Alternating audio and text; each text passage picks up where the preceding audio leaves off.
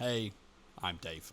So 20 years ago, I was a small-time circuit bar and small nightclub DJ. I used to play a lot of speed garage, underground house, and two-step. And I was lucky because it was before all the grime stuff came in, which I'm not really a fan of.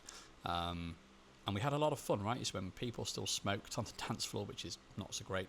And everybody drank, DJs drank, and pretty much got smashed whilst they were DJing. But we used to play out on equipment like this, Tascam 302s, which were, for the time, they were incredible. I bought these when I was like 18, and I can't believe now they still fetch this kind of money. Obviously, the collector's items. And you could do backspins and all sorts of stuff on there, and the pitch control was unbelievable. And most of the time, small bars and small clubs had their own kit, right? So there was some DJ booths which were made out of plywood. You'd go in, you had CDN88s, CDN32s, Denons that were very basic, +8, -8. And very, very, very simple looping functions, and most of the time obviously heavily covered in nicotine. And if you were lucky, there'd be a pair of 1210s or 1200s, and you'd end up taking wallet after wallet of CDs and vinyl with you. Now, roll the clock forward 20 years, right? I exited 20 years ago because my day job got pretty serious. I still love music. I still love DJing.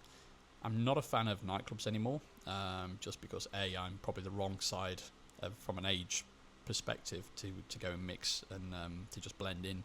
I still love it though. I still love being in those environments, people aside, just feeling the music go through me and listening to a good DJ. Awesome. So I'm at an age where I miss it. I don't want to go back weekend in, weekend out gigging, but I want to polish up and take advantage of the amazing technology that's around. You know, back then we had a loop button, key lock and all that. It was a miracle. CDJs, like I say, weren't around. The technology was rudimentary at best. These days, my God, the ease and the choice that DJs have at their fingertips now are unreal, right? You've got so much going on, but therein lies the problem. With so much choice, there's too much choice. There are so many ways of now being creative, of doing mixes, and completely mashing up on the fly. You know, it's incredible what you can do between Serato, Tractor, Record Box, never mind all the hardware controllers and everything else. So I started looking around some time ago on YouTube, watching videos. So DJ Blakey's course is unreal if you are looking at getting back in or polishing some skills. Superb lecture format and a superb tutor. But what happens is I went off spearfishing for certain things, and I found what I'm happy with right now in terms of getting my skills back up to, you know, something reasonable. But obviously the algorithms determine that you're looking for something, and it isn't long on YouTube or Facebook before you get hit in the face with advert after advert after advert for every man and his dog's courses. And Crossfader came up a lot, and they seemed down to earth. Crossfader was built for grassroots DJs, not the, you know, festival fill-in kind. You think, well, that seems reasonable. A lot of work clearly has gone into the website. A lot of work has gone into the content. There is no doubt about that. So I thought, you know what? Let's have a look. Let's have a look at what they're actually selling. And there are so many courses.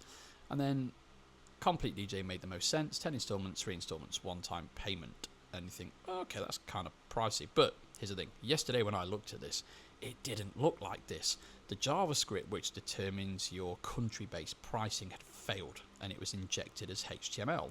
So it looked like this. If you're coming from the UK, show $39.99. If you're coming from the US, show $54, and then so on and so forth. Right, the whole page was mishmashed with JavaScript problems. So, like a good Boy Scout, I took a screenshot. I thought, you know what?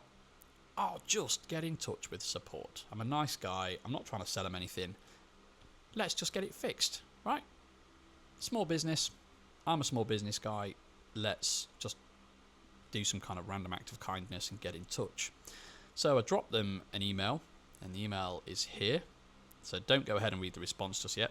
But I was looking at your site after watching lots of YouTube videos. Got to this page. There's some issues regarding page logic shown as HTML. You might want to get this mended or check it from different sources. I then told them how to replicate, right? I'm not over a VPN. I'm not doing anything weird.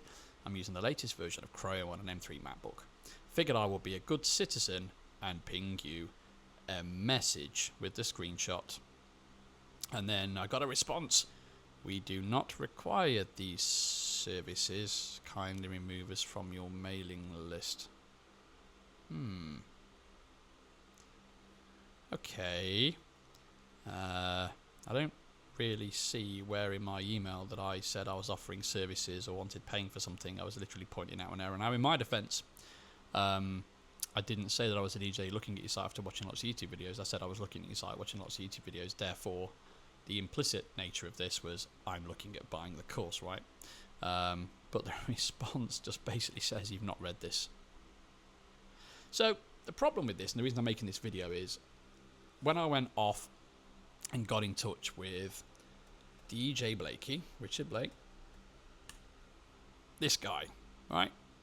Super nice guy. Watch his YouTube videos, which he's put a ton of effort in, and he gives them away for free. And then I found his website, I went through his page, and I took a punt at the scratching one, and I was just about to buy it, and I got an email where you could have both of his courses for a reduced amount of money, and I thought, you know what? This guy's videos are consistent, he's easy to listen to, he's completely egoless, he's got mega skills, and I went all in. And then I got in touch with him and he responded. Really nice guy, actually responded in an email and lived up to the expectation. And the problem is now I have with sites like Crossfader is they put a tremendous amount of money in and they've employed people clearly in support that don't have the passion for the business, right? So I tried to do something kind, got a really crappy response, and now I probably won't look at Crossfader ever again. So yeah, sad. You're trying to do something nice, but there you are. Be nice, folks. It matters.